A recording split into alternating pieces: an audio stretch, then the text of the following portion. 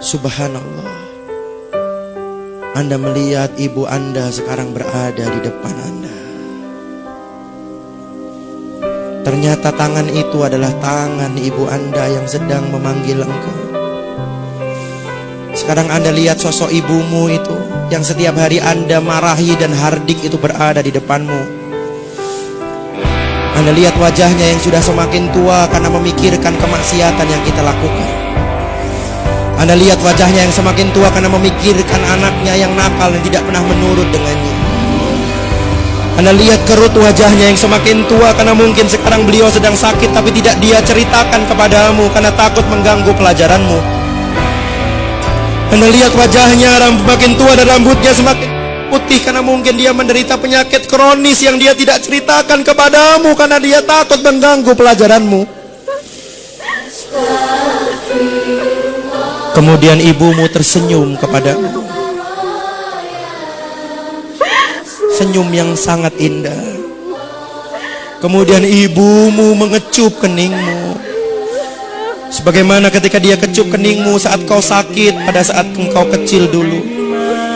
Kemudian ibumu mengusap kepalamu sebagaimana dia mengusap ketika dia menghiburmu saat kau sedih waktu TK dan SD dulu.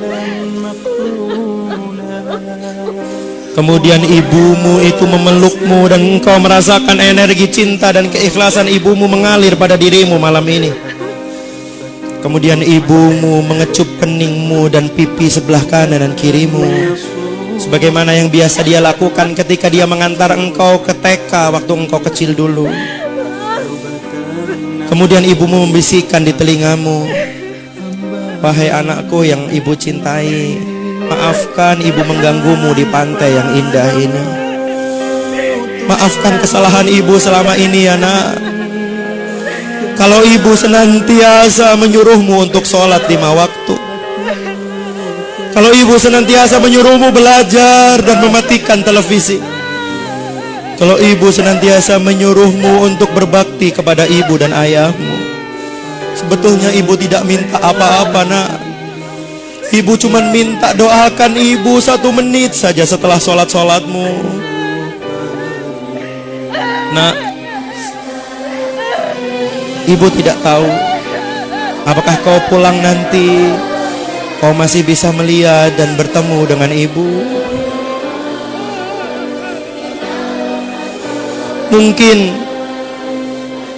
ketika mobil sekolah mengantarkanmu ke rumah, kau melihat orang sudah berkumpul di rumahmu.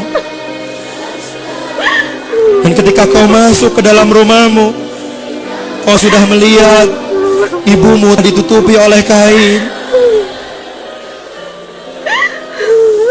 Ketika kau raba, wajah ibu telah dingin. Ketika kau raba, nadi ibu sudah tidak berdetak. Seandainya itu yang terjadi, wahai ibu, wahai anakku, maafkan ibumu ini. Maafkan. Jikalau ketika kecil dulu ibu sering memarahimu. Terus terang nak, sejak dulu ibu ingin beli baju baru, tapi selalu aku tahan supaya engkau bisa beli baju baru, supaya kau tidak malu dengan kawanmu. Ibu ingin beli daster dan sandal baru, tapi selalu ibu tahan supaya engkau bisa beli sepatu baru, supaya kau tidak malu dengan kawanmu.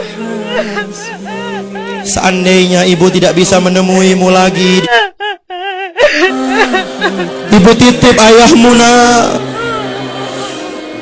temani dia, gantikan ibu untuk memasakkan masakan kesukaannya.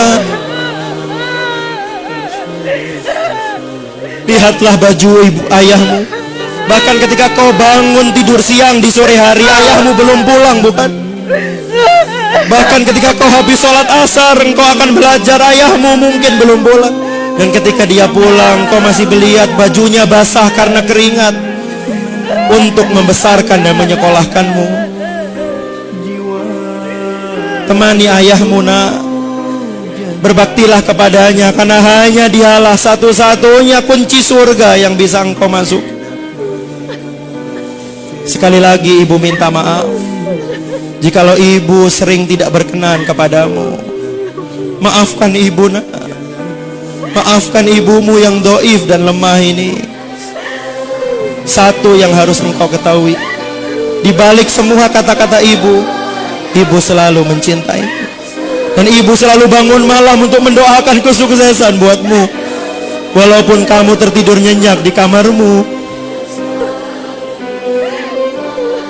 Kemudian ibumu melepaskan pelukannya. Dan dia meninggalkan kamu. Dia melambaikan tangan kepadamu. Dan saat itu kau bersimpuh di pantai itu. Ibumu telah hilang di pandanganmu, dan entah apakah kau masih bisa melihat wajah ibumu lagi. Rabbi firli wali walidayya warhamhuma kama rabbayani shaghira. Ya Allah, maafkan dosa hamba, maafkan dosa orang tua hamba. Sayangi mereka seperti mereka menyayangi saat aku kecil dulu. Lindungi mereka saat mereka melindungiku, dengan menjadikan tubuhnya menjadi selimut, seakan-akan tidak rela satu nyamuk pun menyentuhku. Sayangi mereka saat mereka menemaniku di rumah sakit, ya Allah. Sayangi mereka sebagaimana mereka mengantarkanku mendaftar SMA, mengantarkanku di pintu rumah setiap hari, memasakkan aku nasi goreng kesukaanku. Padahal dia belum sarapan untuk mengisi perutnya, tapi dia antarkan aku di pinggir rumah, di pintu rumah, dan dia selalu mendoakan kebaikan kepadaku. Sayangi mereka, ya Allah. Seandainya kau masih berikan aku kesempatan untuk membahagiakan mereka, ya Allah, aku ingin sekali mengajaknya bertawaf di Baitullah.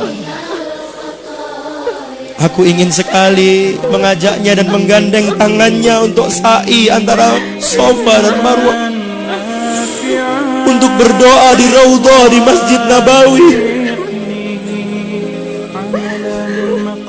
dengan uang hasil keringatku sendiri, ya Allah. Ingin sekali aku memberikan hadiah ulang tahun untuk mengajaknya naik haji, ya Allah.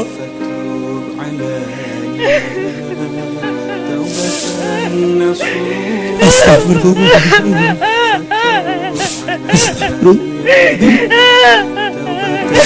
Astagfirullah.